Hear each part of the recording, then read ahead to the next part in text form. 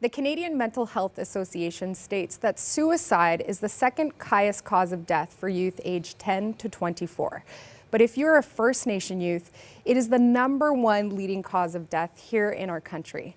Here to share his struggle with suicide and where he found hope, welcome Brandon Kicknosway.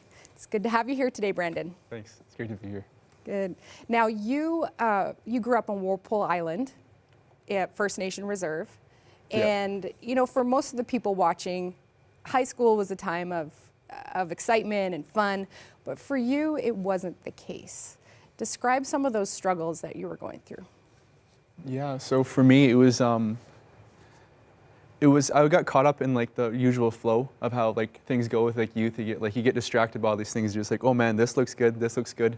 And for me, like pretty much my thing was like I was in a relationship where that was pretty much like I poured myself into, and that was my everything. And then I got into smoking pot, and just like my life was consumed with just about me. And then that's kind of where it started to go downhill, when my life was just about me. Because from there, after a while, I started to steal off my family, and then I was really, really messed up. I would be stealing for pot, for pretty much whatever I wanted, and it was a really dark time. And like, because around that time too, like the hard thing for me was just I was also really manipulative. Like I had this relationship, and when we'd split up, I would threaten suicide.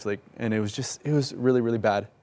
And I was manipulative, and just like these things, it was just like I was really empty. I didn't really have anything really to live for, because I was caught up in the flow. Everything kind of may have seemed like it was good on the outside, and I was like having fun, but like inside I was empty, because I just hadn't really, I didn't have God, and God was really what filled it. And I was doing all these things, and yeah, it was just. You had a lot of pain, a lot of anger. Where do you think that pain, where did all that stem from? Well,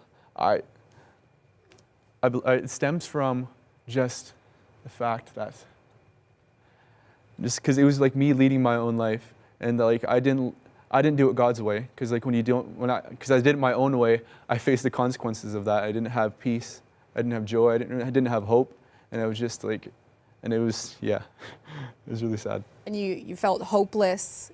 You hit rock bottom.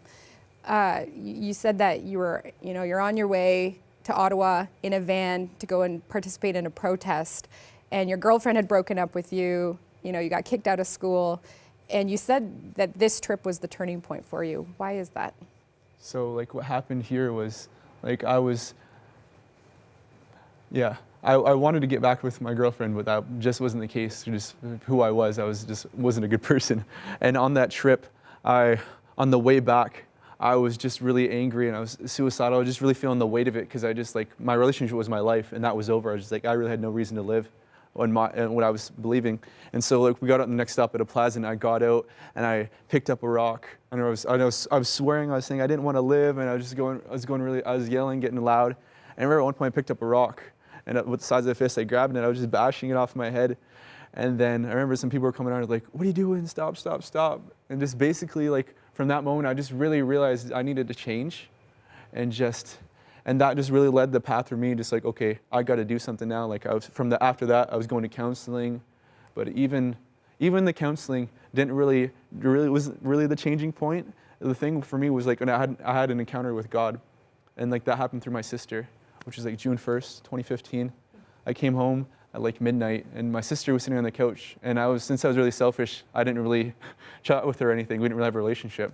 So that night, I felt like I should sit down and talk with her. And that night, we sat down to talk for like 6 hours. We talked like pretty much all night.